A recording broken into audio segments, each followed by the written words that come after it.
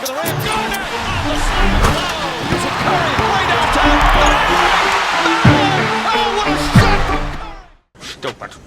Ugly. Out of date. This is ridiculous. Alright, I'm being kind of dramatic. I didn't have to pull out the Grinch for this.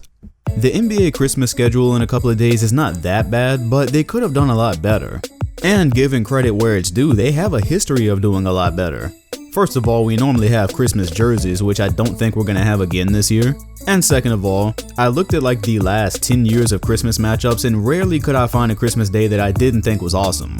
I think 2016 was a bit sketch, but beyond that, they're all pretty good. However, this year they have a couple of matchups on here that nobody cares about, and some things that have just been overdone. So today we're gonna fix the 2018 Christmas NBA schedule, just like you should fix your jump shot if it's broken. Jump Shot Trainer is the basketball training equipment that allows you to practice your shot without interference from the non-shooting hand. With it, you'll be able to practice the same technique that professional basketball players use on a daily basis. Jump Shot Trainer promises to help you improve your shooting percentage within 30 days or your money back guaranteed. For more information, visit jumpshottrainer.com with the link in the comment section or the description. Alright, so first it's necessary to see what we have. At 12 p.m. Eastern, we have the Bucks and Knicks, followed by the Rockets and Thunder. Then we get a playoff rematch last year from the 76ers and Celtics, LeBron's first bout against the Warriors, and then the Trailblazers and Jazz. That's how we're closing the night. So first of all, I can't believe the schedule makers actually put the Knicks on the Christmas Day schedule knowing Porzingis was not going to be back. The latest report is that they're not even going to test him again till February, so it's safe to assume he's not going to play, and they knew that, and they still put them on the schedule. But whatever, we get to see Giannis, right? The Rockets and Thunder actually was not that bad of an idea. The Thunder are doing really well, and the Rockets are trying to make a comeback. However, Chris Paul is not going to be playing. That's not their fault, but I have something better, so I'll get to that. The 76ers and Celtics I was actually really disappointed with until they got Jimmy Butler. Now that's actually kind of cool, so we're gonna hope the Celtics are healthy. Then the Lakers and Warriors is actually something I was disappointed with more earlier as well. I was really tired of LeBron and the Warriors, seeing them play each other anyways. However, the Warriors have, they're struggling this year a little bit compared to what we thought they would be. And the Lakers have actually gotten better, so I'm excited to see. I just think this is a good time for them to have their first match. And then the Trailblazers and Jazz. Who asked to see the Trailblazers and Jazz on Christmas Day? That is a generic game in the middle of November that nobody cares about. That is not a Christmas Day matchup. We're not even gonna have Christmas jerseys to make it better. So in conclusion, the only duds here is really the Bucks and Knicks and then the Trailblazers and Jazz. A month ago when I first saw this list, I was actually unhappier with it as a whole, but I still think there's a lot better that they could have done because 2 non-factor games on Christmas Day, that should be unacceptable, so let's fix this, shall we? I would have started the day with the Raptors and Spurs. And this could have been anywhere. You could have had DeRozan returning to Toronto that day, or you could have had Kawhi Leonard in San Antonio because I'm really interested to see how the crowd would react to that. However, this was a perfect opportunity. The Raptors have reached new heights with Kawhi Leonard and we kind of knew that if it panned out they were going to. And the Spurs, they've been average, but it's the matchup that counts here. 2 players that were traded for each other. Perfect time to put them together, a lot of controversy, just like they used to do when Shaquille O'Neal got traded from the Lakers. They had the Heat playing the Lakers. Obviously Miami was better, but still that was an awesome storyline. Very heavily missed opportunity here, and why would you have the Knicks playing on Christmas Day instead of the Raptors?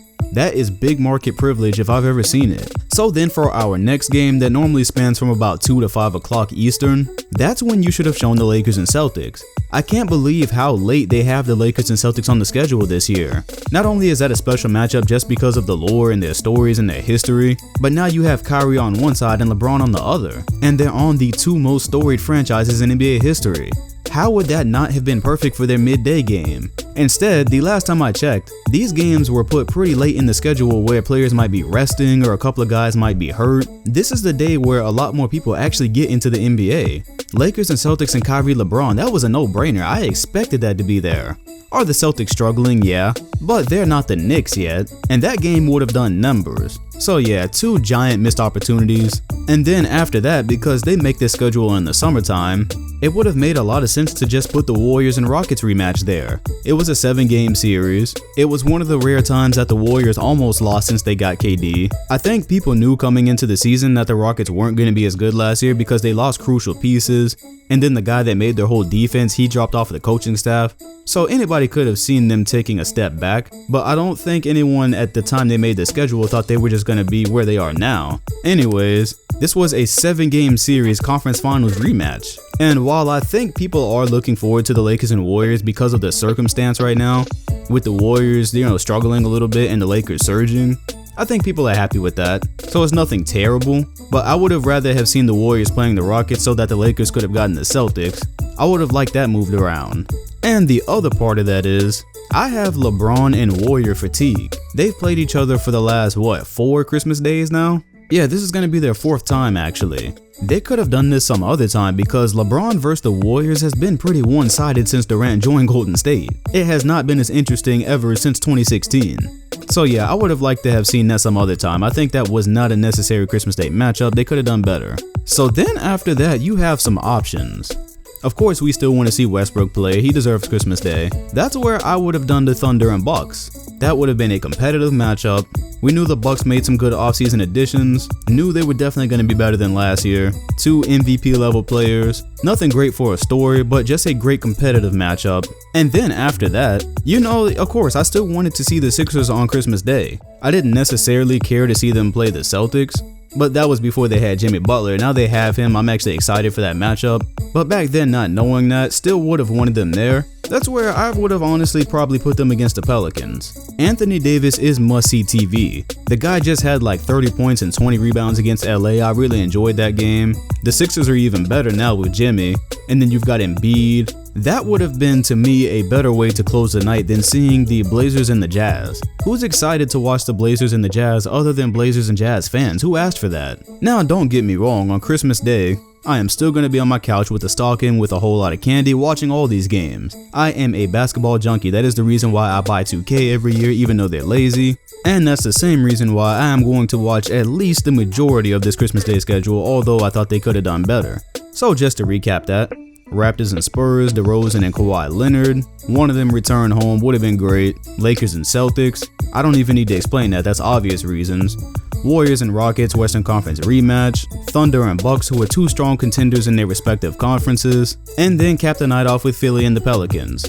All of them are competitive and some of them mean something. And there you go, the Grinch loves Christmas again. Let me know what you would have liked to have seen on the Christmas Day schedule, or if you're just happy with it, because again, it looks better right now than it did a month ago, so it's not terrible, but definitely could have replaced 2 games at least. Hit the like button, comment, and sub if you enjoyed, and hit the bell next to my name if you want notifications on future videos. Thanks for watching, and I'll see you all in the next one.